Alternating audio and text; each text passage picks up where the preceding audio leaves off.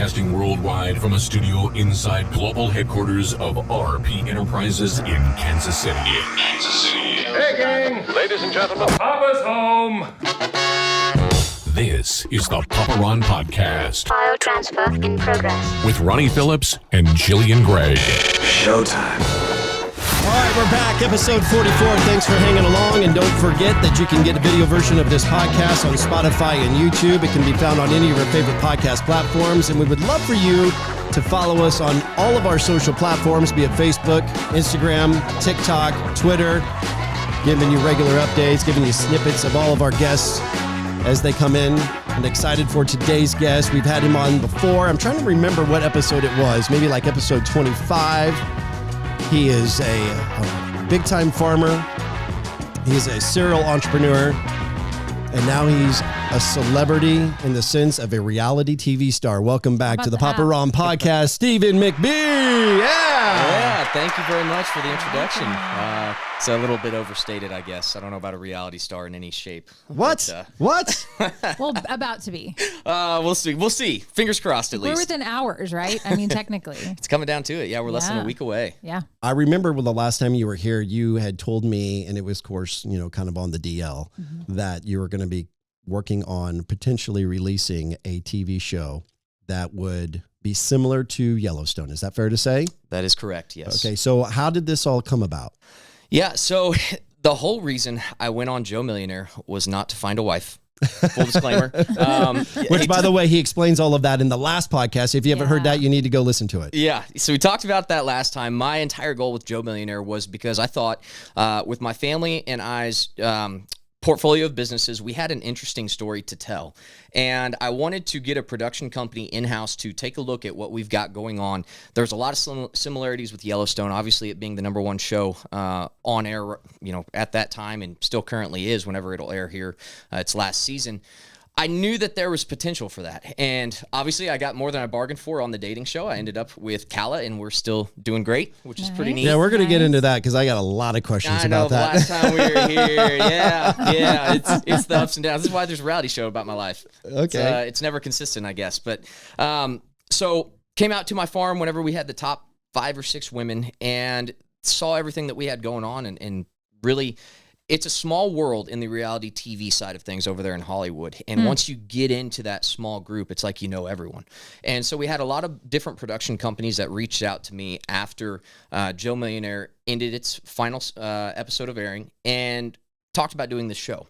And so then it came down to choosing the right production company that we felt like was going to be a good fit for us, that was going to allow us to show who we are authentically, and was going to put our best interests at heart. A lot of times you have production companies that'll do a sleight of hand, and they'll come out there and film you, tell you, hey, this is going to be great for you and your family, but they have ulterior motives, right? Sure. And so we felt really, really good about this production company that we signed on with. Jeff Jenkins Productions actually did the first 10 seasons of Keeping Up with the Kardashians, Bling Empire, a bunch of other really solid shows.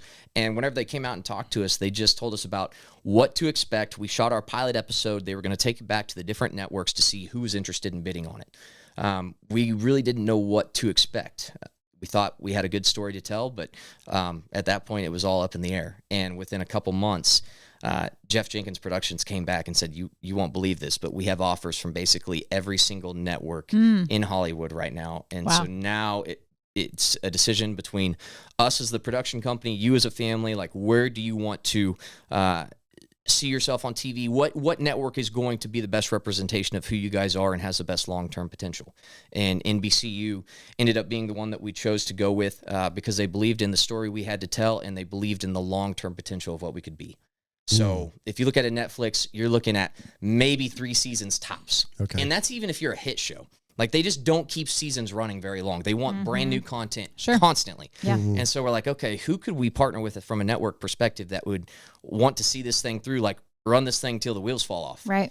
And NBCU said, hey, we'll do this for 10 years plus if you guys are still pulling in the viewers. Right. And so we're like, hey, let's do it.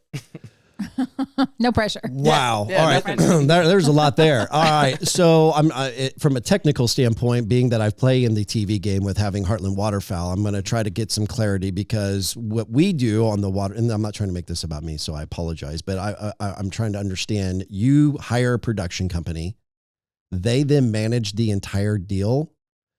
Is that correct? So actually, the production company, we did not hire the production company. Production company came out, shot a pilot.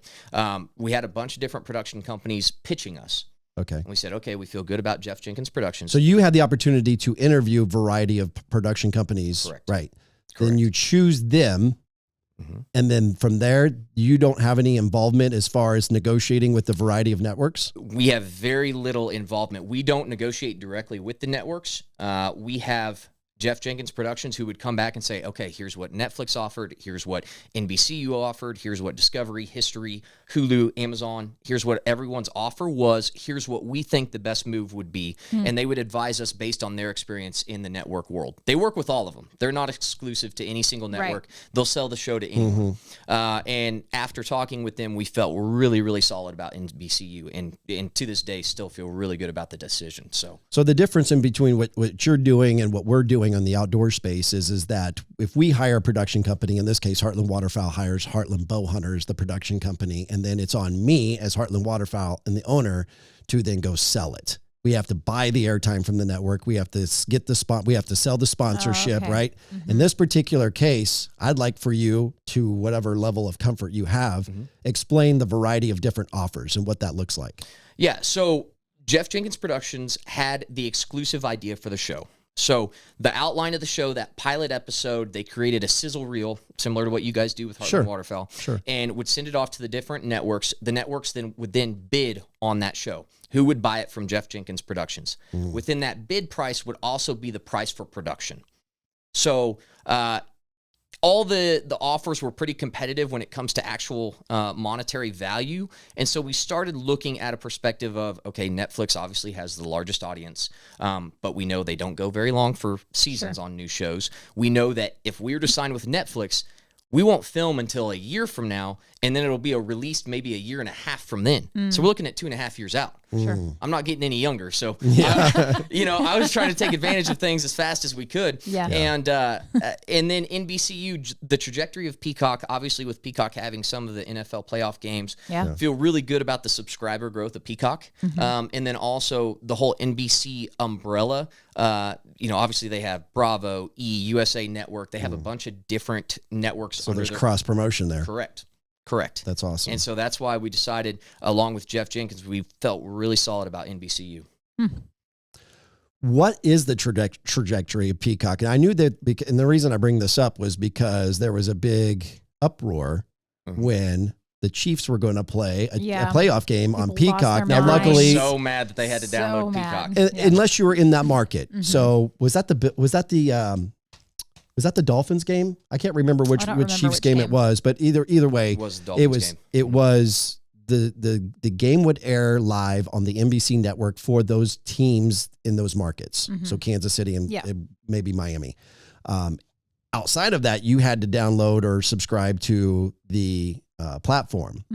So is this, what was it that they told you? Because there's a lot of different platforms out there and people are getting irritated with like, okay, I got to get a subscription to YouTube and get a subscription to Netflix and get a subscription now to Peacock. And there's all and then before you know it, it's adding up to being what it would have cost to have cable TV or satellite, right? Yep. So what kind of peace of mind did you have with the model that Peacock was building that you chose them over all of the other digital platforms? Yeah, we liked a lot of the original content and some of the leftover content that Peacock was buying. So Yellowstone was obviously airing on some NBCU networks. They were buying some of the reruns of Yellowstone. They were buying a lot of the different shows that have been hit shows over the years that were rerunning on NBCU. It may not have been their original content, but they were purchasing some of the best series that have come out on television over the last decade. Okay. And then if you looked over the life cycle of Peacock, the race to this streaming platform, there's so many different networks that you could stream on or so many different streamers. And at the end of the day, there's going to be a monopoly where it's only 3 or 4 of these guys end up actually making it through. You know, everyone's coming out with their own streaming service, but at the end of the day, it's all going to become a big conglomerate, and there's going to be maybe 3 or 4 at the most. And we feel really, really solid about where Peacock is and where NBCU is, along with their initial entry point. I think it's $5.99 a month for some of the specials they were running, especially during those playoff games. Felt really solid about that. Felt really solid about the subscriber growth over the last year. I think they're in the upper 20 millions now in subscriber growth. Really? Wow. Yep. Was there a big spike, or do you get to pay attention to all of those metrics as far as like, was there a huge spike because of that NFL playoff game? I think they got 2.5 million subscribers more from the playoff game. That's fair. Which is decent. It's solid. Yeah. But, you know, for me over the last year, I was looking at timeline wise, Netflix is actually on a decline. You know, their business life cycle, they were really, really huge 6 and 7 years ago. That was when they were just growing through the roof. And now they're almost sort of on a decline. And so I'm looking at it as who's going to be the big player 2 to 3 years from now. And we feel really, really solid about Peacock. And we also feel like NBCU valued us for a new series. You know, if we were with a Netflix or some of these other gargantuan networks, we'd just be like a faceless asset to them. Like they wouldn't even know who we are. Yeah. You know, we know a lot of the executives now at NBCU. We have constant conversations with them. Like it's actually like a working relationship with them, which is pretty neat.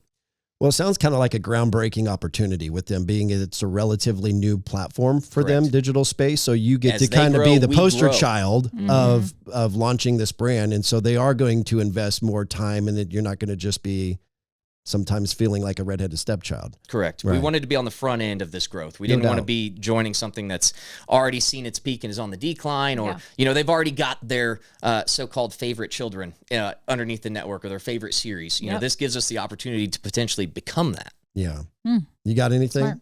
I'm fascinated. Nope. Okay. No, I'm just sitting here like soaking it all up, listening. I have a really... But it has to be like kind of a little bit nerve-wracking because like you said, thinking about someone like Netflix where you're going to be 2.5 years out and you're going, I'm not getting any younger, but thinking about that content wise, you know what I mean? Like if, and I'm not trying to say, but like if you're thinking eventually you're going to get married and you're going to start a family, like that's got to be like something you're thinking about. Like we gotta move. We gotta move. Yeah, it's because there's always stuff. Well, and honestly, with how big Yellowstone is, this being the last season of Yellowstone, we know there's going to be competitors coming out. Sure. And so we wanted to be first to the table with a reality version of Yellowstone. Right. So that's why we were hustling to get this done, hustling with Peacock, and we knew, hey, if we can get this to air first, we already get the first movers advantage. Right. Smart. What? So this wasn't your idea. This wasn't your family's idea. This was the production company's idea that came to you and said, how do you feel about doing this? Is that correct? It was a collaboration effort because they had initial thoughts of what we could showcase with the family. At first, they thought we were like strictly riding on horses 8 hours a day, like, you know, your Western cowboy from the 1800s. And once we brought them out, we started showcasing, hey, we've got more than just this farm and ranch, more than just the cowboy lifestyle. Like we've got this whole umbrella of businesses that we're trying to build up and start. And then we've got all this relationship drama that we just happen to organically produce. Like there's a lot to unpack here. And we think this show could be so much more than just sitting in a saddle all day long. When you were here last time and I asked you when we got into the Joe Millionaire talk was, did that change your life? And you said not to the level that you really thought it would. No. And then you got into the depths of the dramatizing and the, you know, nobody goes onto a dating show to find true love. They're just going in there to build their brand. And you can correct me if I'm wrong, but what I kind of took away from it was that it was somewhat of a disappointment. Not that it was a bad experience, but it didn't live up to the level of expectation that you had set for it. I put 7 weeks of my life onto that. Like my businesses took a major hit. I was trying to do everything I could to run those for 2 hours every morning before we started filming. And I was weighing, like I do with anything, it's risk versus reward. And I was like, okay, you know, the potential reward is well worth the risk of going out here to Atlanta filming for 7 weeks. Well, then the reward was not quite what I expected. It just wasn't, you know, the show ratings didn't do well. It didn't really help any of my brands per se. And, you know, so it was definitely a disappointment from that perspective. Obviously, aside from the fact that now I'm with Cal and extremely happy, like that was incredible that it got me that opportunity with her. But from a business and brand perspective, it was a disappointment. Okay. So where I'm going with that is, were you gun shy about doing this reality show again? Absolutely. I mean, because this is at a whole nother level. Absolutely. This isn't 7 weeks. No, right? This was like 3 or 4, actually like almost 4.5 months. Yeah. And they were in my backyard, like up in my bedroom, literally in my bedroom, every single day in my office. Like we unveiled the curtain behind personal drama, personal family drama that everyone likes to try and hide and dance around and portray their life is perfect and they don't have family issues. We're like opening it up and saying, hey, world, here's who we are. Yeah. And that's a very, very scary feeling. Yeah, very vulnerable feeling. It is. And sometimes, like, even to this day, we're still a little nervous about it. We're like, man, we're going to have bankers watching this show. And they're watching us have this family drama, watching us, my brother Cole getting hammered at a bar. Like, there's just, there's a lot of hesitation and feelings of reserve that you have going into this. But to us, it was like, whenever we first got into this, we were talking with Jeff Jenkins Productions and some of the lead producers, and they said, what made the Kardashians who they are is they showcased 99% of their life to the world. A lot of times reality shows will say, oh, yeah, we'll show you everything. And then they'll tell the cameras to get out of here whenever there's a serious conversation happening, and they'll only showcase 60% of their life. Well, we were like, okay, let's beat the Kardashians. Let's show 100%. Like the good, the bad, the horribly ugly. Let's show them everything. And that's what we did. So how much has this altered your life, not only personally, but professionally? You talked about how it was a detriment doing Joe Millionaire and trying to 2 hours a day before you started filming to run these businesses. Now you're running the businesses basically on camera, but I understand the TV world a little bit. Like there's going to be, okay, stop, cut, do, move, that, do, shift. You could be in the middle of an actual call or like a business call, and they say cut, and you're like, I gotta actually do this. And there were several moments where it's always a little bit of frustration, but when you sign on to it, okay, this is going to be, there's going to be frustrating moments. Like doing an entry to a business meeting, I have to walk in 4 different times through the same door. Like, that type of stuff, that's every single day you're dealing with filming because you just have to get different shots. But there's real life happening on the farm in the middle of planting season. On one of the earlier episodes, we had $100,000 get stolen overnight. We show up to the office in a truck, 2 lawnmowers, and a complete mowing trailer setup is completely gone. And that happens right when, like, the cameras are there at the office. We show up and we're like, where's our setup that was sitting right here last night? Oh, man. And that's all captured real life on camera, and you see our real life reactions to it.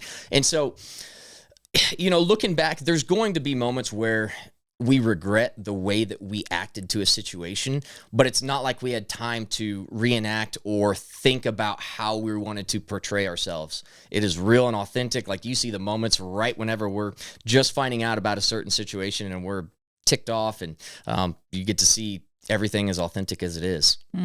So I'm going to ask probably a dumb question, but the McBees are doing really well before this. Farming is doing great. You're getting more land. You got Apex meat sticks. That's scaling very well. Obviously you got the real estate stuff, the car washes. That's the big new venture that you were really involved with the last time that you Correct. were here, and that's continuing. Which, by the way, I'm a little pissed off that the 1 down 150 is not done yet. Let's get the moving on that. It's going to get going finally. Okay. Took a little bit longer. This is right down in my neighborhood. I drive by that every single day, and I'm like, let's go, Steven, come on. Because if you haven't noticed, my hunting truck out there is not looking dirty. so. Yeah, for sure. Anyway, I digress. You got a lot going on. You guys are very successful without the TV show. Why do the TV show? For us, it was a couple different reasons. Number one, success is very, I'm lucky enough to have networks with a lot of people that are so-called successful from the outside looking in. But whenever you dive into the businesses from a behind-the-scenes perspective, it's almost like social media. It's a highlight reel of everyone's life. Well, you could see the highlight reel of all of my businesses. Doesn't mean they're all just clicking and running like no other and doing perfect. The car washes ramped up way slower than ever expected. I mean, last year with the television show, while trying to run these car washes, it was hellacious on us all. Now, since the turn of the new year, car washes have done so good, and I'm so thankful for it. But it also helps as you got really good weather in February. Correct. That helped out tremendously. But yeah, so I mean, for us, it gave us the opportunity to put rocket fuel on our businesses that were slowly ramping up to being successful. This gives the potential of just expediting that success and shortcutting it to where we could be on a completely different trajectory. I mean, quite honestly, like $1 billion trajectory within 2 years if things hit right. How do you research that prior to going into it? I am on the computer looking at all sorts of different reality shows, what the outcomes of those shows were, what each of the different cast members did to whether they pursued their own personal brands, their own business brands. So the Kardashians, I respect the hell out of them.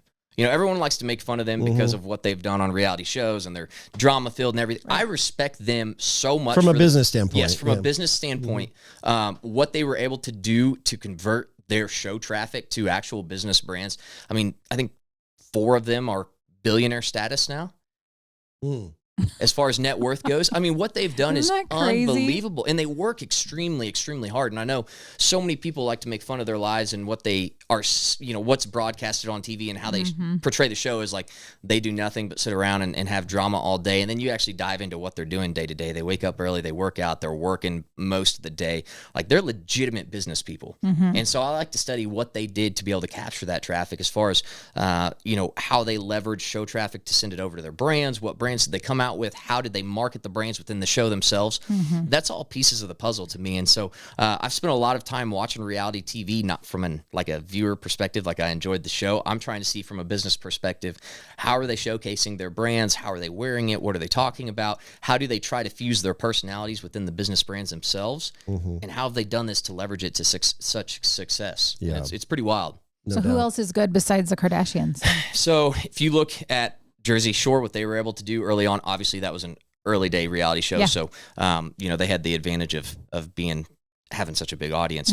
But you look at what some of the people from The Bachelor have done, specifically like Jason Tartick has become a resounding success as an author, has launched his own agency for social media promotion of brands and personal influencers as well. And so just paying attention to what people are doing and how they're utilizing these shows. And I feel like we have the advantage of already having a solid foundation of businesses to build off of. Whereas so many people get into reality TV and it's almost like this, like they've never had a business before. They hit it big with reality TV and then they just open up a business. We already have this great base. Now, what could we do if we poured rocket fuel on it with show traffic? Yeah. So you have to get the whole family involved to do this. This isn't just Steven going off to be Joe Millionaire for 7 weeks. This is, okay, I'm getting everyone involved. And that's a lot harder than you would think. That's where who was the last one to agree, like the most hesitant? My youngest brother, Braden. Because he's an introvert, does not want to be on camera. You know, he didn't really grow up around the farm. He grew up down here in the city. Whenever my parents divorced, he stayed with my mom more. And in the show, you know, there's nothing. I'm not hiding anything here. The show shows all this. But yeah, it was tough to get him to sign on with the okay. And then a couple of the girlfriends also were a little leery of being on TV because it comes with a lot of outside judgment from people that don't know who you are. Yeah. And you could be walking on water, the perfect person, like number one in all of the world as far as how you live out your life, and still have a multitude of haters online. Oh, for sure. Like Taylor Swift is such a good person, so many good things. Look at how much hate she gets. I know. It's mind-blowing. Really good example. It actually doesn't make any sense. No. But yeah, you know, it's basic. And I understand it because for me, I deal with this myself as well, you know, in a bit of a vulnerable moment. Whenever you see your friends having more success than you are at any given time, your first instinct is to say, why can't that be me? You know, you kind of feel that jealousy creep up. And so it's just basic human, you know, psychology to first feel that jealousy and almost a little bit of hatred as to why you can't have those opportunities or have that sort of success. And so I try not to let it, you know, affect us too badly. But shoot, just with the announcement of the show, you guys have seen the local criticism online. Yeah. And so I want to get into that. And and you know that I love you, dude. And so I'm going to come at you hard, but it's not to be disrespectful or because this podcast never has been and never will be a bring in a guest and try to get ya. Oh, I got you moment. And I don't want that. but I do question, like, when I see the hate, frankly, I hear the hate. I know you on a personal level, not that we're real close or anything, but I think we've spoken enough to know that I feel like I know your heart and the type of person that you are. you're using this platform, the show, to elevate the current businesses that you have and potentially expand on other opportunities. It could be a brand, apparel, whatever it could be. I'll use the car wash as an example. You might have all of this excitement throughout the country, but if you're getting a substantial amount of local hate, doesn't that potentially run the risk of hurting your car wash business? It does. It absolutely does. And especially on like the farm and ranch side, man, we have really gotten some serious hate from local farmers and ranchers, really about we're not real cowboys. Are you? Really, the word cowboy is yours to define. Like if you have cattle and you work cattle, that's the definition of a cowboy. And under that perspective, we have 2,000 head of cattle. My brother Cole and his best friend Jake, who are big cast members on the show, literally work with cows every single day of their life. Now, are they in chaps with spurs on in a horse saddle 8 hours a day? No, because it's not the most efficient way to get things done. But just because we do things a little differently doesn't make us not cowboys. And I never say we're the best cowboys in the world. We're the most cowboys. I'm not trying to measure like the cowboyist. Yeah. Who's the cowboyist of the world or who's the best farmer of the world. Like I'm the cowboyist of the cowboys. Yeah, it's insane. There's so much, there's a lot of locals that are sharing the post and saying, oh, I'm more cowboy than they are. And I'm like, good, you are. I'm not. But what does that mean? Because I'm just curious. Because they do what? Because they like ride. They're riding horses more than we do and working cows off horses. Or they're in rodeos, and we don't do rodeos. Because that's the only thing I could see where like I could see a rodeo guy maybe saying, oh, working cattle's not being a cowboy. Being a cowboy is riding a bucking bronco, like. And the thing is, I'm not here to argue that. I agree with you wholeheartedly. Right. But here's the thing. And this is not, I'm not trying to have like a self-righteous or virtuous moment here, but if we have the opportunity to showcase a struggling industry that is dealing with a lot of headwinds in farming and ag, and we can spotlight it to all of America and be able to hopefully improve that industry. Right. What's it matter? Like if we get eyeballs, the first step to improving an industry is number one, you have to recognize there's a problem. There's a problem in farming and ranching. 150,000 farms and ranches have gone out of business since 2017. The average age of the American farmer is 58 years old. Is a suicide rate that's 3.5 times more than any other occupation out there. What? It's in the top 5 rates of suicide. Because you're working out there all alone, and Mother Nature could come and wipe out your entire life's work in the span of a couple days. Yeah. You're dealing with headwinds as far as commodity prices go. You have no control over your cost of product or what you're going to sell it for. And so there's so many different things that are causing these farmers to struggle or these ranchers to struggle. And we're like, hey, we recognize there's a problem. Now what can we do about it? We can bring awareness to it by bringing more and more eyeballs into what we do out here in small town America. Because a lot of the East Coast, West Coast has no idea about the problems that we face. Right. So if we're bringing more eyeballs to it, more awareness to it, yes, because it's a little bit drama. It's a reality show. We have drama in our lives. Right. And through all of our businesses, yes, we may not be the most cowboy or the hardest core, hardcore rancher farmer. We're not the best farmers. I've never promised or said I was the best. I respect the hell out of guys like Chucky Weldon, Darren and Doug Dale. Chuck Weldon. He used to Chuck Weldon. Chuck Wagon on KFKF back in the day. Yep. He's now on KMZU. Yeah, those guys blow us out of the water when it comes to quality of farming. They have years and years ahead of us. But we're able to grasp the eyeballs through this show, and we want to help the entire industry as a whole. Right. So at the end of the day, if we're all on the same team, why are you coming down on us? No doubt. No, I get that. It's like that in the hunting industry too. Unfortunately, like we should be all lifting each other up, and instead we're all trying, not we all, but there are several out there that find gratification in tearing others down. What are you doing? I mean, you brought it up, so I'm going to ask. You want to bring a spotlight to it. You want to bring awareness to it. So what are you doing to bring awareness to it other than just filming it? What are you trying to do because here, again, I got to be careful how I say this because I don't want to come across disrespectful. I grew up in a farming family. We talked about that last time you were here, and we don't have nearly as many acres as you all do. Don't have as many resources either. And so a lot of the things that you can combat troubles with in the ag business, granted, Mother Nature, you can't control that, but there are things that you can control if you have the resources, AKA the money, to solve the problem.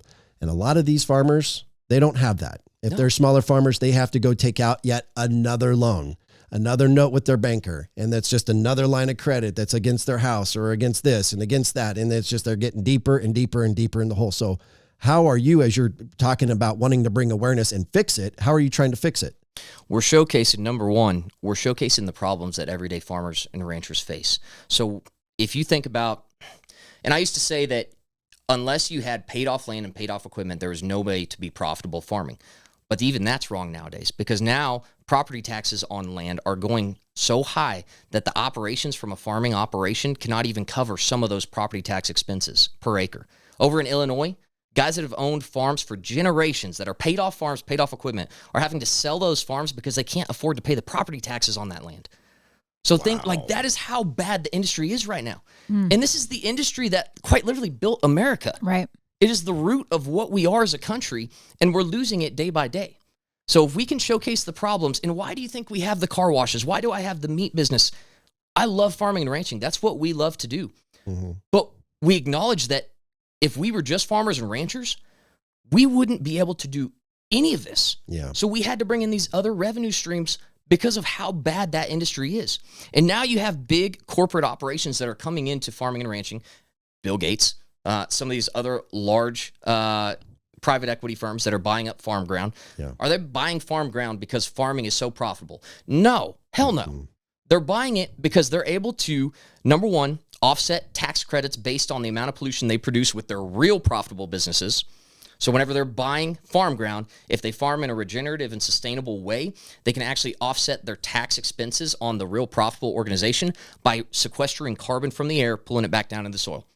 And it's paying on a per acre basis. So these farmers, that's actually one of our best revenue streams currently, is taking these carbon credits, is what they call them, and selling them to big polluting companies like FedEx, UPS. That's where we make most of our money now. Stop it. Because farming is so bad from a grain perspective. What? Insane. So that's what all these corporate companies are doing. So you see all these private equity firms buying farm ground. All these small family farms are selling out because they can't afford it anymore. It makes no money.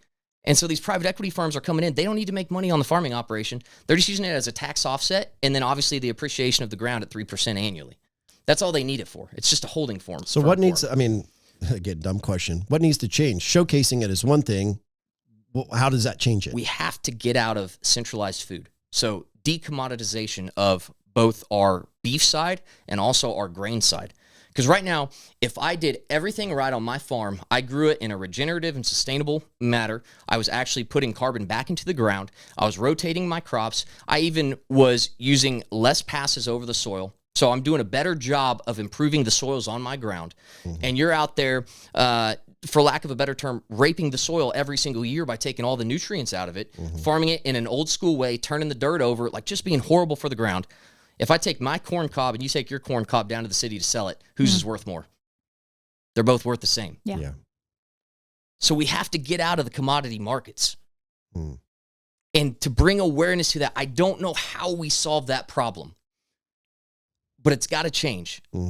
Because right now, again, on the beef side, you have four conglomerates. You have Tyson, you have JBS, you have American Food Group, you have, can't remember the fourth one, Smithfield. Or is that a Tyson company? I think those are the four. Right now, they are selling beef at less than their production cost because they're able to set up markets for the internal organs of those beef to send them overseas and turn them into medical supplements. So their profits are made on the medical supplements from the internal organs of beef, not the meat. How is a normal farmer like me who's selling beef, I can't compete with that. Right. They're selling it at less than the production cost. So this entire industry is failing the small town farmer or rancher. Yeah. And it has to change.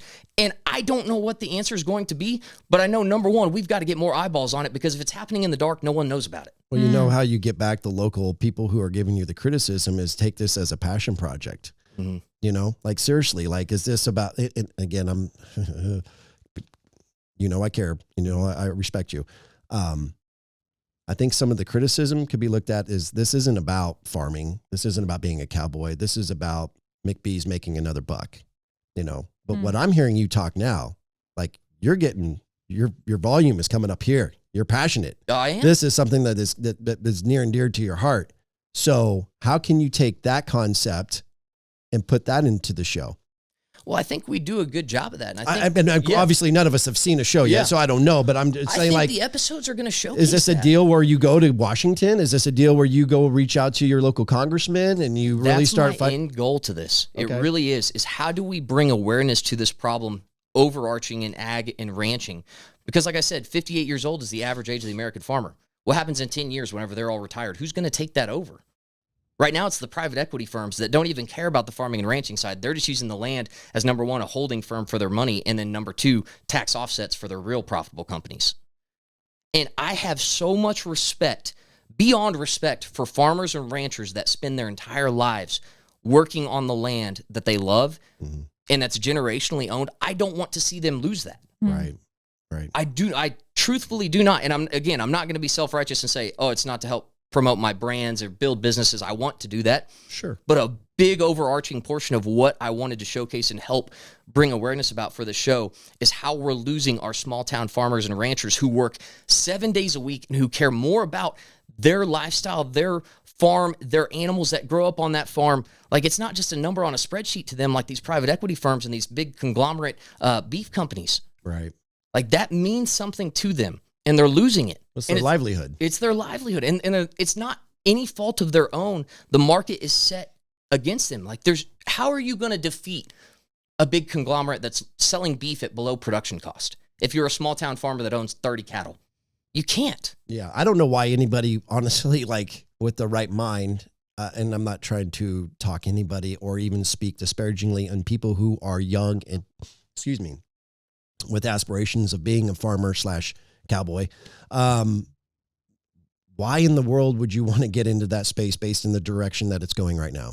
It makes zero sense. You would have to have the resources and a pretty big bankroll to be able to weather the storm, especially getting started. Holy cow. It's impossible to get started right now. But even if you had paid off ground and paid off equipment, like I said, property taxes are shooting through the roof so much that you still can't make a profit on ground. Actually, farming ground, you cannot make a profit on. And so we're having to diversify, find all these different revenue streams just to support the farming and ranching. It is an uphill battle. Like, the whole perspective of farming has just completely changed, and it's such a morally good foundation to build a life from. Like, if everyone could farm and ranch growing up, it would fix so many problems in America nowadays. Because there's so people much how to work, that's for sure. There's so much innately good that comes from a farming and ranching operation, from a responsibility, work ethic perspective, family oriented. All of these different things have been built from farming and ranching, and that's what our country was built off of. And if that goes away, so do all those morals and values that we built this country on. Cool. Well, I mean, that's not cool, but I mean, I understand where you're going with that and that part of the foundation and the integrity of the occupation. That's what's really, really cool. And I'm blessed to have, grown up around that as well. And it's something that's near and dear to my heart. I want to ask this because we just got a ag lesson. Yeah, sorry. Yeah, that's a tangent. Yeah.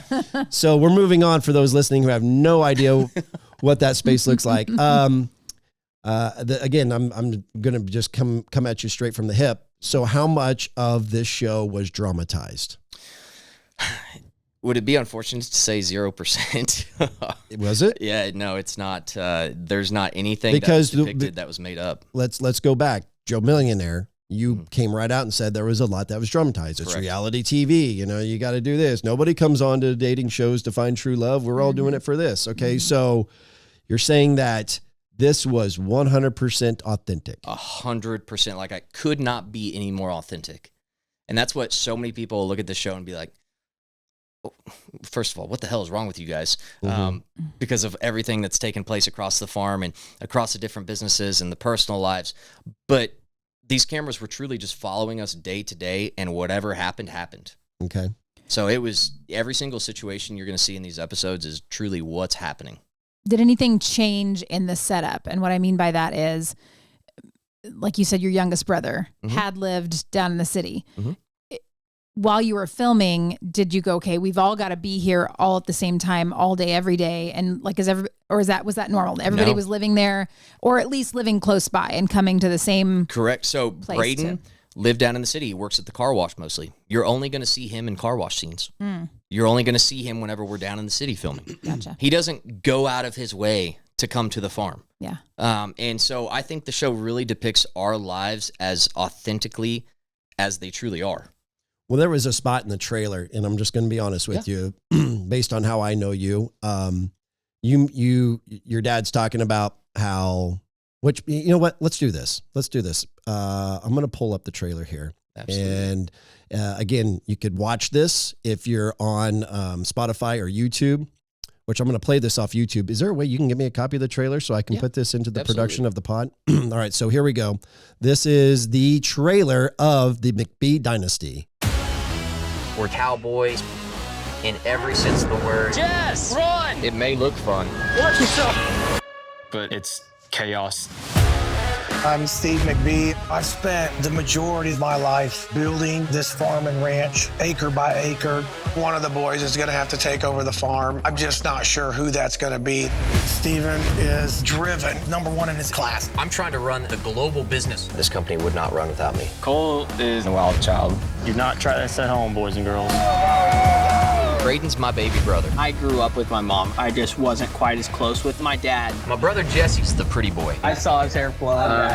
I'm actually jealous, I'm not gonna lie. Oh, boy. Do you think Dad would trust you with taking over the farm? That ain't gonna happen over my dead body. Oh, you think you're the head of the table, huh? I am the head of the table, bud. Unless you want to fight me for it.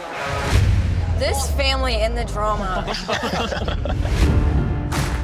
Right now, we're $50 million in debt. Galyna's our CFO, and she's been working to borrow $105 million. The success of this deal is in Galyna's hands. You better be nice to Galyna, because we need her for this. What's up, handsome? You want some coffee? They're gonna know my name. Everybody knows the McBees. We have so many enemies in this community. It's like the whole world's against you. You're giving my vehicle. You take care of your whore. I'm mad I'm not getting laid tonight. The pressure's relentless. One of you guys is gonna have to step up. What are you doing, Karen? Come on, David! We could lose everything. I think I'm speaking for all of us when I say we'd rather die than watch this place go down. Amen. We ain't losing this farm. They're gonna know my There you go. The trailer of the McBee Dynasty premiering March 11th on Peacock. All right. So there's a few things from there that I wanted to hit at. Your dad's talking about turning over the farm to one of the boys. Okay. Is he really in a hurry to turn over the farm to one of the boys? I think with all of the different businesses that we have going on, and he is 52 years old now. I don't want to say he's on his downhill stretch, but I'm 48, so easy. Pal. yeah, I'll try to make the age jokes a little lighter here. But he understands there has to be a succession plan in place. Right. And he understands that one of us four boys, like there's only one true leader of an operation. If you have two different voices trying to say they're both leaders, operation fails every single time. So there's one person or one of us boys that's truly going to take over the farm. And I think he's trying to decide who that would best be. And we're all vying for it. I mean, maybe not Braden. Well, Braden would just so he could flip the farm. Yeah. So yeah, we all have different selling reasons it to Bill Gates. Yeah. Yeah. So we all have different reasons for wanting to take it over. But yeah, no, that's authentic. So when the thing that you said in that trailer that I thought that caught me off guard, if I'm just being honest, was that you wanted it and you think Dad's going to turn this over to any of you guys, not over my dead body. Like there's this fierce competition. And then you talk about wanting to fight for it and stuff like that. Is that really the relationship you have with your brothers? We're the closest we're as close as you could be as brothers, honestly. But to say we're hyper competitive would be an understatement. Okay. And when it comes to the farm, I think we all have different directions of what we think the farm could be. You know, for me, I see it as potential new revenue streams coming in as far as the meat facility goes, as far as, some of the different brands we have going on. Cole wishes he could turn the entire thing into a gigantic hunting farm. My brother Braden, like I said, would love to flip it. And Jesse's just kind of easy going, just wants to take it over and keep status quo and keep things as they are. Okay. And so we all have these different visions of what we want to turn the farm into. And it really comes down to who's going to take over the farm for what direction it's going to go in. Yeah, who's going to make it successful. Mm-hmm. So let's go ahead. Do you think the other brothers are doing as much? I mean, you obviously think you're the best one for it, right? I do. Yeah. 110%. Without a doubt. Yeah. Without a doubt. Okay. I would like to think so. Okay. So do you think they're doing as much behind the scenes as you are in the research part of it, as far as like what is best? Like, have you researched their ideas to say, this is why mine is a better idea and why it's more sustainable than turning it into a hunting farm? And speak freely, because I want to make sure that every single one of your family members listens to this podcast. Oh, so absolutely. like put it all out there. Be Absolutely. real. No, I think that when it comes to having the facts and the data to support a decision, I'm the only one that brings that to the table. What would their argument be for them? As far as like why they would be the best? Why they would Cole be better? could say that I can't run a tractor, I can't run a piece of equipment, I don't sit out in the fields, I don't know what actually takes place out there. Is that true? He calls me Mr. Spreadsheet. Is that true? A little bit. Okay. It's been a bit. Okay. Yeah, it's been a bit. Yeah. I think you give me an hour or two and I could figure out how to run it, but no, I mean, from a physical work perspective, I'm not out on the farm every single day in a tractor cab like he is. Okay. Working cows, whatever it may be, he's doing the physical labor. That's what Cole would say. Yep. So that's his argument. It's like, I'm Jesse? actually out there on the farm. I work with the animals. I work on the crops. Like, I know what's going on. Sure. What would Jesse say? Jesse would say that he is more emotionally steady and that he is less squirrel-brained. So like me, I'm all over the place, starting different brands, like seeing this whole global perspective of what we could be. I'm bouncing in and out of the office. I have a little bit of my dad in me. I'd like to think I'm a little more organized, but definitely all over the place. Mm-hmm. And Jesse's more even keel, like, hey, let's just take things slow. Let's just manage this and try not to grow so big that we lose it all. Mm-hmm. Okay. So that's his argument. Okay. And then Braden's like, let's get the farm and let's flip it. So we all have different intentions for the farm. It just comes down to who it's going to be to see which direction it's going to go. All right. So let's hypothetically say this thing goes on for 10 years, because you talked about the longevity of the show by going with Peacock. If this thing goes 10 years and say season 10, Dad, Steve Sr. decides, I'm out. I'm turning this thing over to Steven. What then does that look like as far as the brothers' involvement? Because I don't see the you talked about the relationship that you have with your brothers. I don't see this being, I could be wrong, I guess, but I don't see this being a situation where like, okay, Steven's now in charge and peace out, bros. You're, like they all still, I would think they all have their value. A farm this size requires every single one of us to run it. It really does. And I mean that. I mean, like I said, I don't know about our tractor and planter setups. I don't know about our sprayer setups. I'm not out in the fields every single day. So if I was to take over everything and lost Cole or Jesse or even Braden from a car wash perspective, like it's too big for any one of us to truly run by ourselves. Right. So it's going to take all four of us. Okay. It's just who's going to be the one that makes the decision at the end of the day. Okay, so I'm going to I feel like with what you said though, and of course I don't know any of you, right? I only know how you're describing your brothers and then what I hear from you. But it seems like you of the brothers might have a harder time working under one of the other brothers. Yeah, that's a good question. Than the other way around. Correct. Yeah, being the eldest brother, I think that they automatically take more of a like a submissive role just to an older brother. And so if Cole or Jesse were to get the farm, it'd be tough for me. Be a bit of a humble pie moment for me, and I'd have to take it on the chin. Yeah. I don't know how that'd really work, and I don't think we're gonna make it to season 10 before that decision becomes it comes to fruition. It may potentially happen by the end of season 1. Actually, we'll see how things go. Boy, that's a cliffhanger. All right, tune in to find out. I have a reason for asking this. Did you or your brothers play sports in high We all school? played sports. Yeah. Yeah. Did any of you wrestle? We actually did not wrestle. You didn't, because there No. were a couple scenes, and I don't know if it was the trailer or some other Where Cole clip that I flipped saw. Jesse? Yeah, Oh, yeah. and I was like, so was that just a bad wrestling move, or was that That no, was not a thing? what were they doing that day? They were out in the fields messing around. That was actually on a gravel road. And the show wanted to showcase them messing around like anything with us brothers. Jesse kind of hit Cole a little too hard, and Cole actually got really mad about it. And so he tackled Jesse, forgot the camera was there for a minute, and that was actually legit. Like, they both got up, and they were all bloody from the gravel. Oh, my gosh.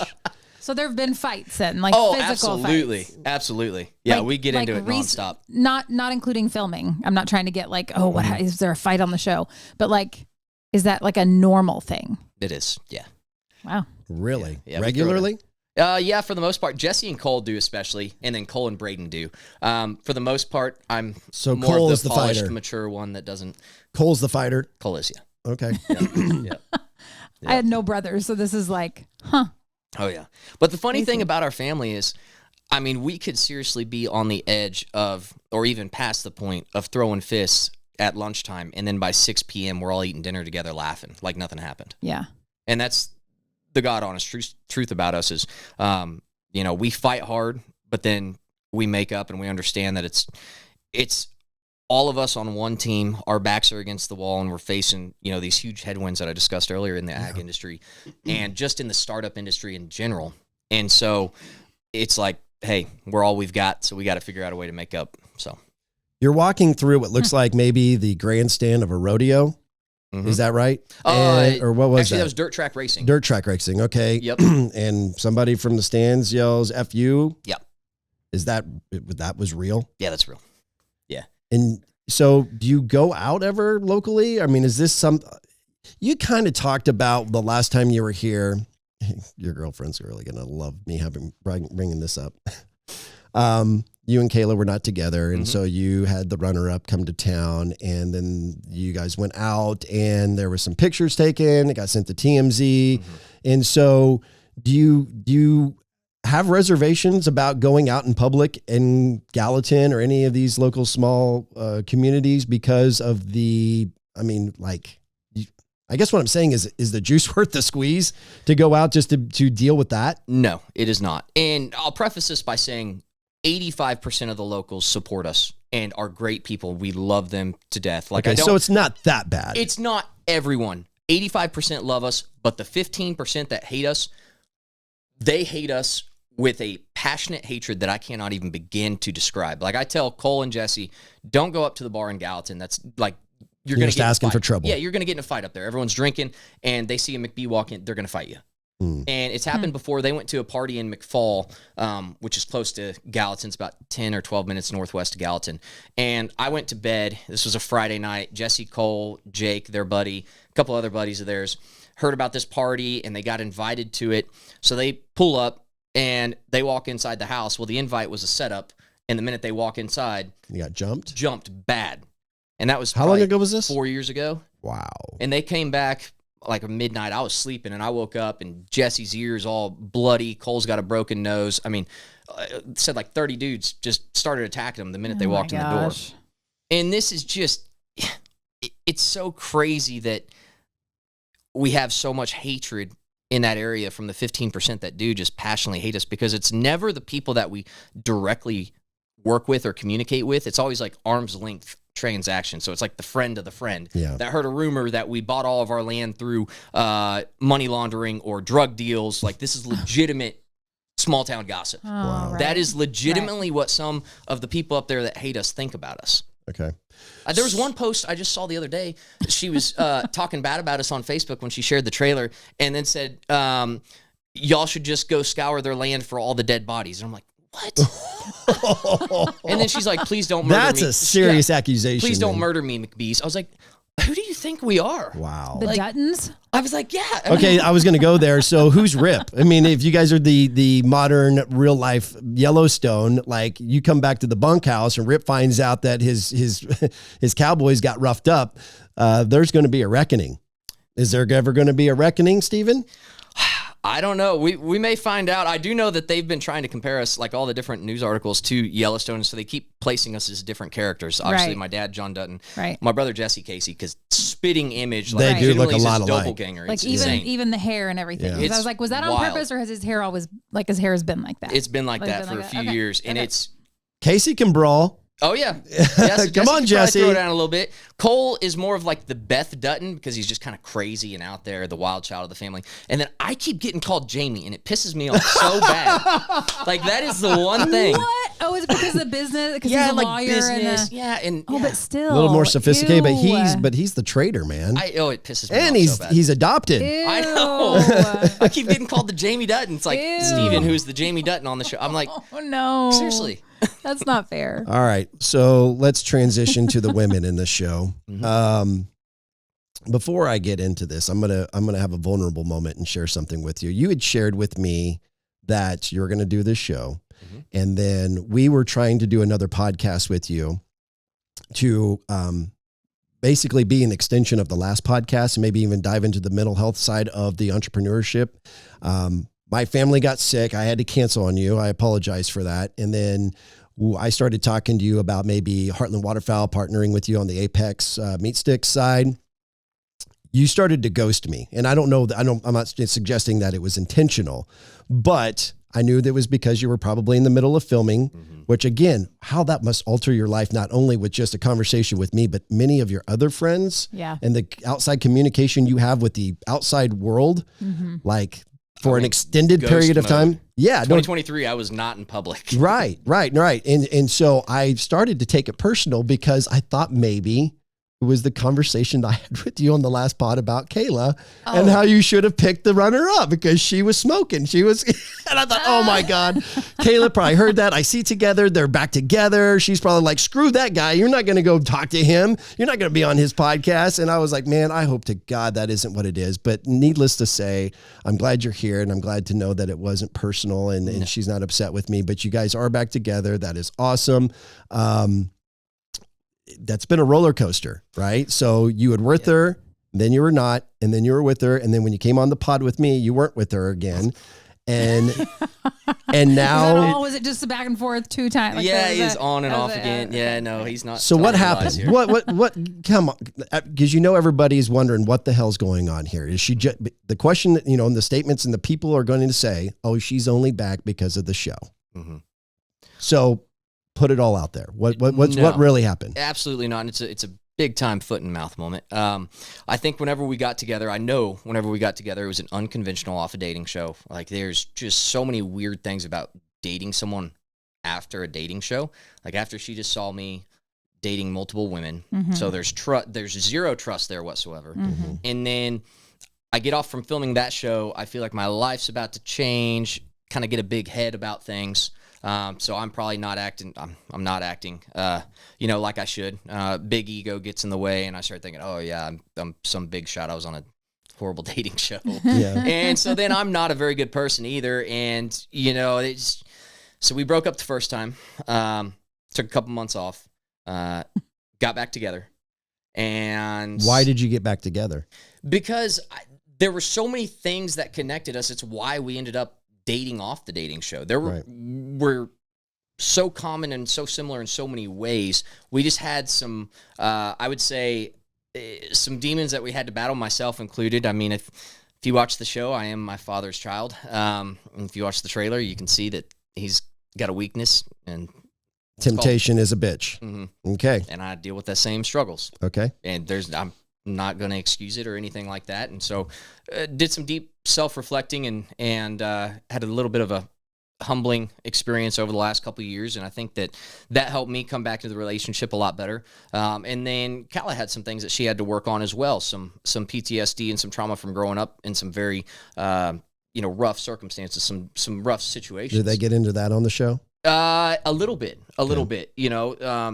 some family members with some, drinking problems and things like that. And I think a lot of those genes quite possibly got passed down. Okay. And so she had to learn some things about herself and change some things too. And so throughout this on and off again period, we're consistently working on ourselves as individuals. And I'm proud of both of us for that, because it was felt like we were on top of the world, and then we were not. It was pretty rough.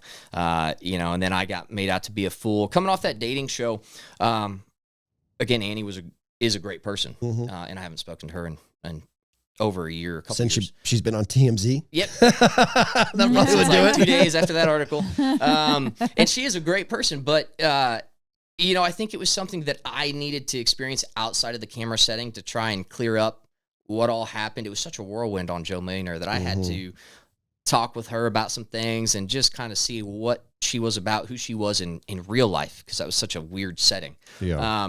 And still think the world of her. And it just, I don't think that we had long-term potential there. So, you know, I sound like a complete jerk saying I explored my options, but that's quite honestly the truth of things. I appreciate the honesty. I wanted to be sure of my decision. And I think after that, really realized that, you know, Kala and I may have our issues, but we're both consistently working on things. And, you know, if we get through some of these demons that we had, there's long-term potential there. And we've been going good ever since. So that's really That's cool. good. Mm-hmm. That was a really good answer, Steven. That actually was not what I was expecting to hear, but I appreciate the sincerity and honesty. And so, how long then, I guess this is so you got together on the show, you broke up, you got back together again, broke up, you came on my podcast, and then you got back together again for the third time? How many times have you broken up and gotten back together? Yeah. Right. So how long now? Like a pitch counter. Right. How long have you guys been back here? So we actually got back together throughout the process of filming the show. So right at the start of filming, we were just starting to hang out again. It had nothing to do with the show. No, it actually did not. Okay. Yeah, it did not. And I can honestly say that with all my heart. So we were just starting to get back together. And then as the show started filming more and more, and we were spending more time together, started enjoying our time together a lot more, and actually ended up building our relationship off of that. So but it's cool about the show because they showcase all that. Yeah, but did that cause any hesitation for either one of you that like, is this a good time to do this? Because there's going to be cameras around. So if there is a blow up or there is that's a really good question. Like, yeah, I mean, hey, we should get back together and put all of our demons and all of the share it with everybody, the vulnerability out there for the world to see. I mean, yeah, it was very eye-opening to try and get back together while just starting to film that show, because I couldn't pick her up from the airport without there being a camera. Like, they would go get the cameras on her before I even seen her. So I had zero time to like have like a really quick conversation about, you know, off camera, because when you're on camera, it's just different. Yeah. And so we had to build our relationship knowing that every single thing we were saying, doing was on camera 24/7. And so you'll see 3 seconds into the trailer, that was early on before we had officially really gotten back together. I don't know if you saw that clip in the bar where that was not Kala on my lap. No, I did see that. Yeah. Okay. Yeah.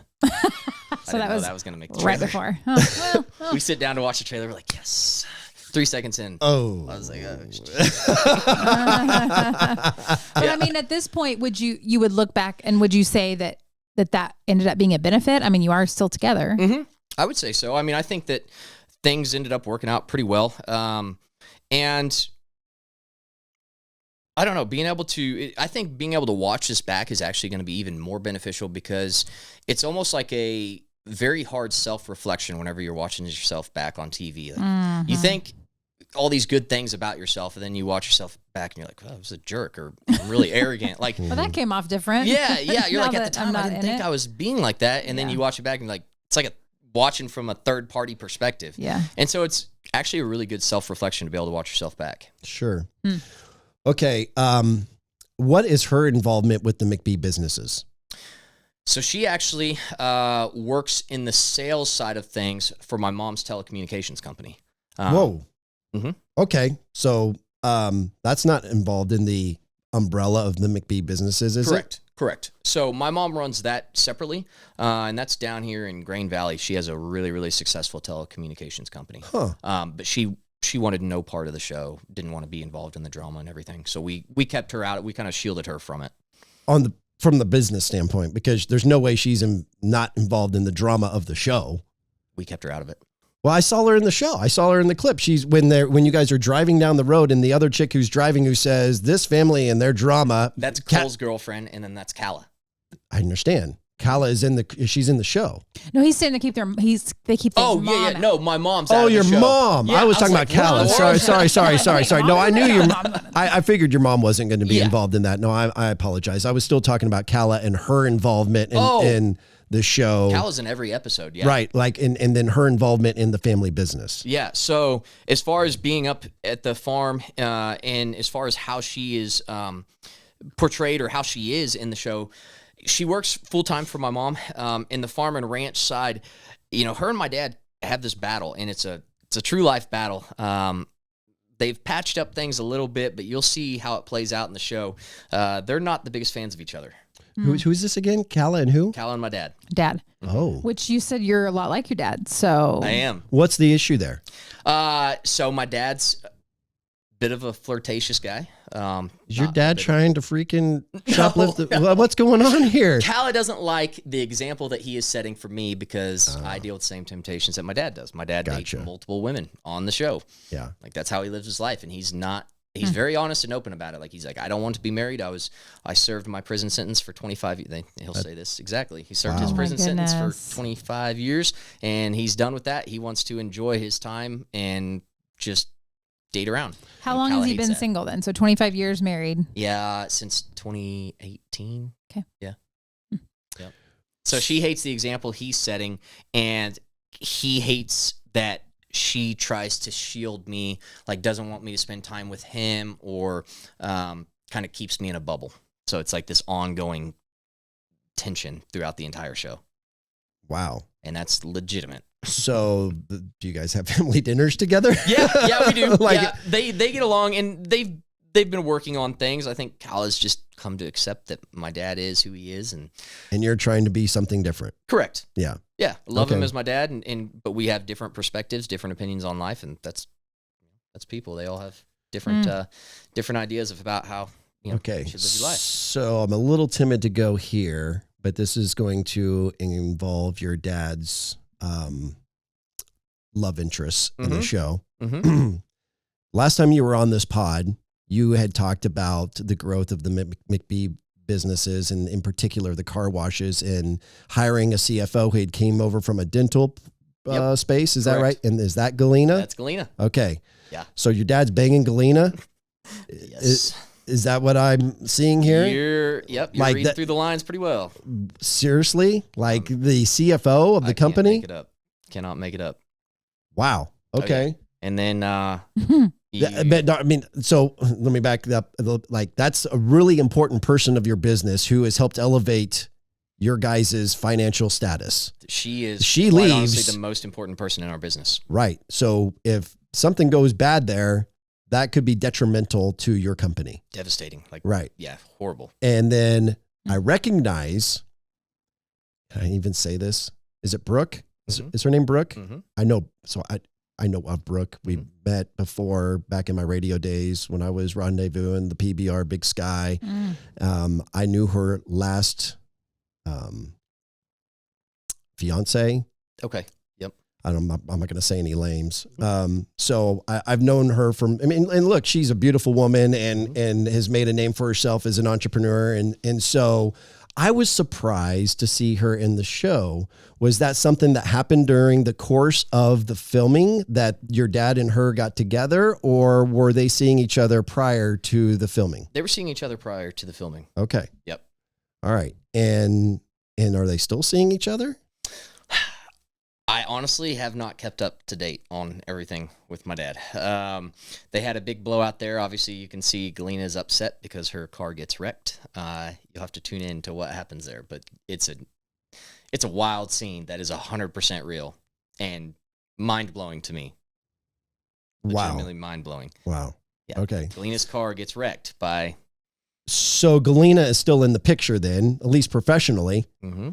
And has there been any close encounters of her saying, I can't do this, I'm out? Multiple times, and you'll see it in the show too. Oh, man. Oh, it keeps me up at night. Keeps me up at night. I literally play like part-time psychologist, relationship mediator. Dude, how are you and your dad not fighting? How are you and your dad not having a fist fight when you're busting your ass to build this family business, and because of some reckless decisions, it could be, as you put it, a devastating loss? Like, I would think that this would cause some friction between you and your dad. It certainly does. It really does. Like, to what level? I mean, we get into it a lot. I mean, nonstop, actually. Okay. But the thing about my dad is I've understood, he is very comfortable in who he is as a person, and you're not going to change him. You can't teach an old dog new tricks, right? So what he brings to the table from a business, work ethic, stress management standpoint of the businesses, he's brilliant in so many ways. Personal relationship-wise, he's an absolute train wreck. So you kind of take the good with the bad, and I'm just trying to keep the bad low enough to where it doesn't affect the businesses. Gotcha. Okay.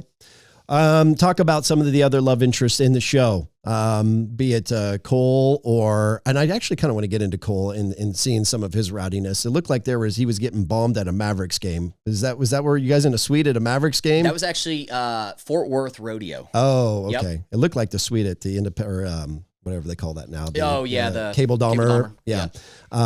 But what's going on with Jesse and his love interest? Because it looks like on social media anyway that he's had a pretty stable girlfriend for a while. He's been dating Allie over a decade now. And so it just comes down to the question of, like, what's holding him back? Like, why is he not proposing? They've been together for 10 years. Like, wow. What is his deal? And Jesse is the quiet one. Like, Cole and I wear our hearts on our sleeves. Jesse is, like, very reserved, emotionally even-keeled, and so you never know what Jesse's thinking. And I can say that, I feel like I'm as close to Jesse as any person on earth, and I couldn't tell you what he's thinking. And wow. so it's... How many years apart are you guys? 2 years apart. Wow, okay. Mm-hmm. All right. Fascinating. Jillian, you got anything? I get diarrhea of the mouth and my brain starts going. No, the only thing I was going to ask earlier, so I'll just go back to it. Just a thought I had when you said going on Joe Millionaire was devastating to your businesses. Do you see that differently now because of this opportunity kind of stemming from that? Not that it couldn't have happened in another way. Like, right. You could have eventually gotten here, but it wouldn't have happened exactly the same way. Maybe it wouldn't have been with the same production company. And I know you don't realize the success of the new show yet, right? Correct. So that will look different 1 year from now, 2 years from now. But like at this point, do you see that differently now going, okay, so it was devastating, but Correct. We're ending up ahead? Yeah, it is. I mean, so I say it's devastating, but it led to this, which was the main goal of Joe Millionaire. So in that sense, it is a resounding success. And I think for me, I get so frustrated so many times in life because I've come to the realization that it doesn't matter what business you're in, what occupation you do, there's no such thing as overnight success, and that delayed gratification is present in every single thing out there. Yeah. Like, the grass is not greener on the other side. You just have to keep grinding it out. Yeah. And so you're just delaying this gratification. I thought the resounding success and the rocket fuel poured on the businesses was going to come from Joe Millionaire. Yeah. No, it wasn't. But I got this new show. Yeah. And, obviously we don't know what's going to come of this new show, but feeling pretty solid about it. But even if nothing happens from this show, who knows where it'll lead 6 months from now, a year from now. Just keep pushing the gratification down the road. And it's the entrepreneur's eternal optimism. Someday it'll happen. I just keep focusing on my inputs, and I know the output will eventually come. Gotcha. What are you most, maybe not nervous, because you don't seem like maybe you're a nervous person. You're just like, well, that's what it's going to be. It's a reality show. But like, what are you most like, oh, shoot, in episode 4, is this, a particular scene or something that you're captured doing or saying? Or have you seen rough cuts of all the episodes yet? We watched the first 5. Okay. I haven't seen the last 5. So is there, to Jill's question, is there anything in the first 5 episodes where you're like, can we take that out? I don't like that part. Or do you even have the authority to ask that? We do. Yeah, we have in our contracts, we have a final veto on specific scenes. Like if they were to make us look horrible or have the potential of ruining our businesses, we do have that ability. But again, in saying that we wanted to showcase our lives, both the good and bad, we said we're not going to hide anything on the show. Right. So for good or bad, better or worse, we're going to just let it all out there. And I think it really took a lot of talking with my family and I. We've had family meetings with everyone on cast multiple times over the last few months, just talking about, hey, we want to showcase who we really are. And the whole human perspective of living is to understand that you'd rather be a flawed but real person in the daylight than a devil in the dark. And what I mean by that is I grew up in a very, very strict church, and I have absolutely nothing against religion of any kind whatsoever, or lack of a religion. I respect everyone. But a lot of times in these almost cult-like churches, you have like associations where if you're in with the preacher and the preacher's core group of friends, the preacher's son may be doing something, but he's doing it behind closed doors, so we're just going to overlook that. But so-and-so said a cuss word, or he was drinking, and all of a sudden he's the devil. Right. Well, at least he's real, and he's not trying to hide anything. Right. I'd rather be that person and let it all out there, understand I'm trying to improve, but yeah, I'm still a flawed person than, like I said, being a devil in the dark. Yeah. Sure. Okay. So that's kind of where I've got my mindset towards. How many? Well, and I even mean though, just like if there was anything embarrassing. I don't even mean like. Oh, there's so many things. Like there's so many different instances. Can you give an example? So embarrassing without ruining it. Let me just say, we watched the first 5 episodes. All of us cast with all of the girlfriends there. That had to be nerve-wracking. Like, as you or as a girlfriend. We had like 5 different periods where girlfriends were walking out of the house saying, "I'm never going to talk to you again." Really? Can't even imagine. Did Kayla do that? She wasn't too happy. I mean, the trailer scene, that was unexpected. Yeah. And then... And there was no way to prepare for that. Hey, by the way, before we actually got back together, there might have been some filming with me in a bar and this girl sitting on my lap. And I didn't know if that was going to make the cut. So why would I like divulge that information if I didn't know? Well, maybe. I was like Why leaving it up waste to it? chance. I was like, I don't want to. I know if I tell her, I'm 100% getting in trouble. Yeah. If it doesn't show, then at least, that was my line of thinking. It was horrible. And there was probably behind Bad idea. Learn from that. Hey, I'm not here to judge, bro. But I am curious. Was there cameras rolling by chance when you're seeing the reaction to some of these things? Like, I mean, because that's very authentic moments. Like, no. Wait a minute, you're telling me there was another chick involved? What? No, I wish though. Yeah, oh man, it was insane. So for the future.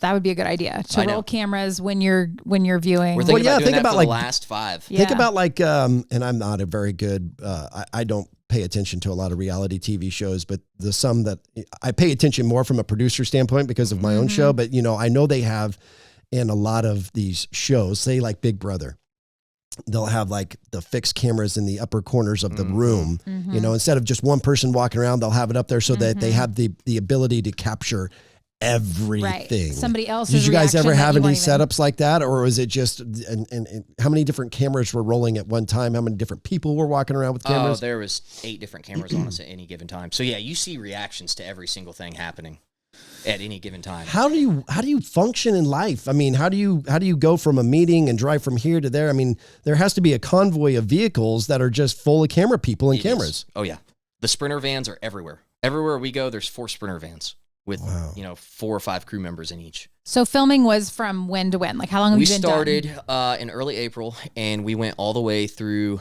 July 4th, and then they came back for a month to do some pickups and interviews in late August through September.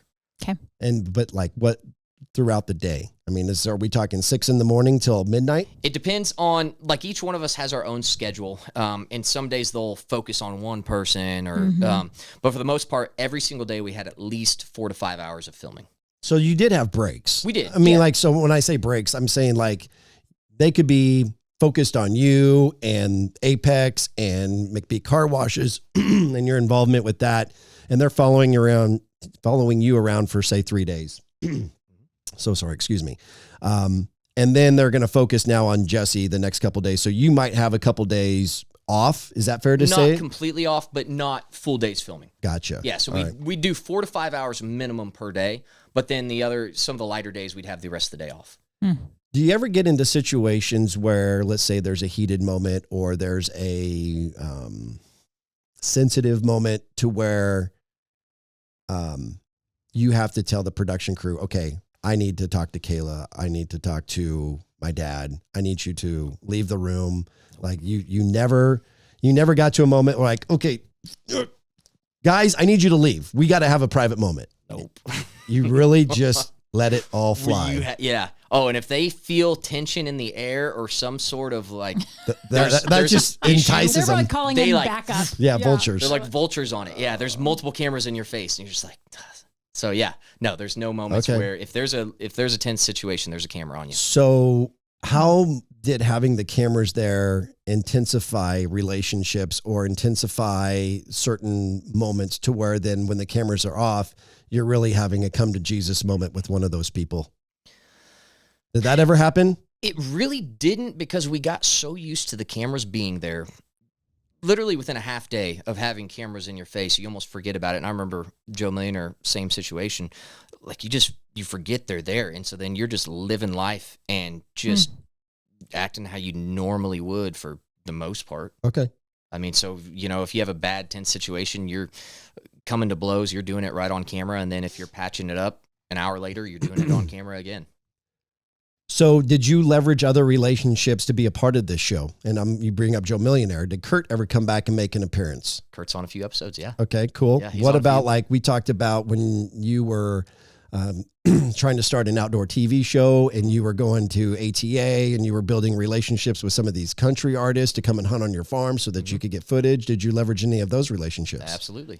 Of course you did. Absolutely. I don't know, why did I ask? So then is it fair to say that maybe Dylan Scott makes an appearance on the show? We've got a few different country artists making appearances on the show. So we won't name any names. Yep. We've got a few. So it'll be fun. I mean, it was like I said, it's been like this delayed gratification since the time I was 15 of like wondering, when would I ever, take advantage of those moments that I've built up, letting people come up and hunt with me, building these friendships, building these networks. Like, when do I end up taking advantage of that? And it's really been the culmination of the last decade and a half that I've spent building those networks that have come to fruition on this show. All of these celebrities he knows, and Mike Hunsucker, Sean Luchtel, Ronnie Phillips was never invited to come onto the show. I mean, we're a big damn deal, Steven. Come on, man. I think Hunsucker was supposed to come to the 4th of July party, which is one of the final episodes, and he couldn't end up making it. Oh, shucks. Yep. All right. Yep. I'm just joking. I don't know, man. Look, bro, I just think it's fascinating. Really cool conversation. I hope that it brings you the success that you're, anticipating that it does. I mean, because it sounds like it's not. I guess before I say this part, let me ask you, was it fun? Did you enjoy it? I actually can honestly say I enjoyed every bit of it. The production company was a blast. Like, everyone from the crew was amazing.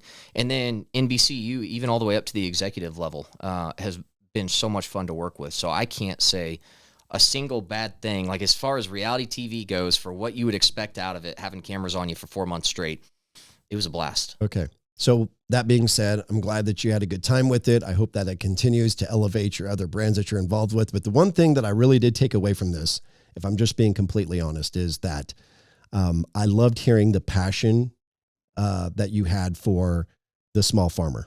And that being a point of emphasis for you to bring attention and awareness to that and the struggles that go on in that community. Having grown up as a small farming family, I mean, maybe a few thousand acres, and that's my uncle and, at the time, my grandfather's livelihood, my dad. There was not, they weren't making money hand over fist. That's for sure. And if there is a hailstorm or a windstorm or a tornado like that, you get that crop insurance, but does that pay the bills? Doesn't even come close to break even. And then you got to pay the note still. You got to pay the note, and then you got to pay a lot of these farmers now, because the big conglomerates are coming in and they're buying up land, you have to lease land.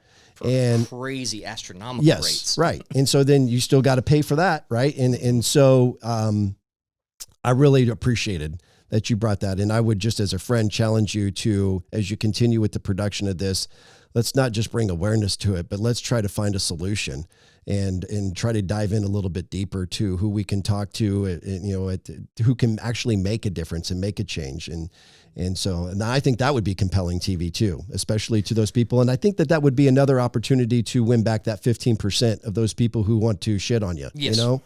I mean, that you're actually out for them. You're there to help them. You want to lift them up and encourage them and help out their situation as well. And so by being involved with this, if you can do that, maybe that will give people a new perspective. I agree. And I think that, I think that's why it hurts so bad whenever I do see some of the local hate from fellow farmers and ranchers from around the area on social media, because, I care so much and I respect them more than they'll ever know. Like, they would outwork me 10 times to 1. But they're so busy working and they're so busy taking care of their farms and ranches, they don't ever have the time to build up this awareness that it's going to take to make true improvement and true change in the industry. So if I can do that by way of a reality show where, there's some drama that they probably don't like, or there's some things that, I screw up on and I don't look the best, and they want to, try to really talk about it on social media and come down on me for it. I'm here to try to help. I'm not going to be completely self-righteous and say it's completely for someone else's benefit that I'm doing this reality show. No, I want to make my own brands. But if I can also help the industry as well and make it a big part of my goal in doing this, that's what it's all about. Right. Good. That's awesome. You have anything? I guess my closing questions would be, you've always got something new boiling and shaking. So, obviously, Apex is still doing well. I still want to work with you guys on that. So let's have a conversation about that when this is done. The car washes, we got to get that one down 150. We're going to start. When do you break ground on that? We're just getting ready to. So we just got financing approved 3 weeks ago on that. Okay. That was the big holdup. Interest rates went high and banks shut their doors. No doubt. So once you get the financing, then you can break ground immediately? Yeah, exactly. Okay. So any day now you can start breaking ground. We've had permits for a couple years now. It's just been financing. What is the time span from the minute you break ground? How Generally close? 9 months. 9 months. Okay. Yeah. From trees to keys, basically, is what we call it. And what's the location? 150 and what? Okay. Like, what's it I think what across the from? nearest cross street is. It's literally right on 150. It's just What is that? half mile west of, what is that, a Price Chopper there on the south side of 150? Okay. Yeah, but it's further west of that. Oh shoot! Just go. There's a coffee place. Love coffee. It's west of there. Just west of there. Mm-hmm. Yeah. So past Ward Road. It's yes. Oh, yes, just past Ward Road, Okay. on the north side of the road. Yep, on the north side. Based on where I see the sign. Okay. That's where it's going. Yep. And because here's the thing, I have a big old F-350 truck with a rack and all this stuff on top, and I just don't fit into automatic car washes. And I am sick of getting out. And man, it was so wet this waterfowl season. I don't want to even tell you the amount of money that I spend trying to hand power wash that truck. So that's what we made the washes for. We're farmers that built a car wash because no car wash in Kansas City would take our trucks. Right. So. Yes, exactly. That was the whole reason for it. What else is brewing in the McBee business? I've got a fulfillment center going up. So we're bringing all fulfillment for Apex and our new meat brand that we're launching here. Actually, the day the show airs, we're launching McBee Meat Company for direct-to-consumer sales. So be able to send all of our beef, bison, pork, and soon-to-be chicken online nationwide. Okay. So building up the logistical challenges for that has been a hurdle, but we're basically through it all. Okay. Wow. And any new, I was actually going to tell you that, like, hey, you should bring in some of your new meat stick flavors and we can sit here and do a little sampling. I was wondering, I almost did. If I was up at the farm, I'd have brought some down. But yeah, we have a couple new flavors, zesty garlic. We're getting ready to launch cinnamon apple. And I've got it down to where we're going to be launching a flavor a month. Oh, wow. Mm-hmm. I've got that's possible? I've got 30 flavors ready to go. Wow, man. Mm-hmm. You got more flavors than Dr. Pepper. I'm just in there, just in the lab, just cooking them up. That's You're incredible. ready to beat out Girl Scout cookies. That's right. You'll be like, it's Apex meat stick season, ladies. All right. So what is on the horizon? The last question. What is on the horizon then as far as, did we get the very first interview that promotes the McBee Dynasty on Peacock? I believe the first major podcast you guys have got. Wow. How about that? Papa Ron podcast, baby. Yeah. Dude, thank you so much. I appreciate your friendship. Thank you for being so sincere and just giving it all authentically here on this podcast.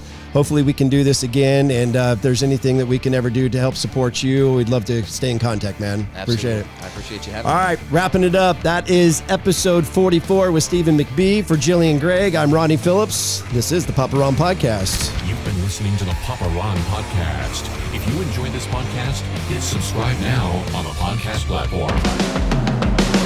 Follow the Papa Ron Podcast on Facebook, Instagram, and TikTok. And while you're there, like, comment, and share. Until Until next time, thanks for listening to the Papa Ron Podcast. Papa Ron Podcast. Papa Ron Podcast.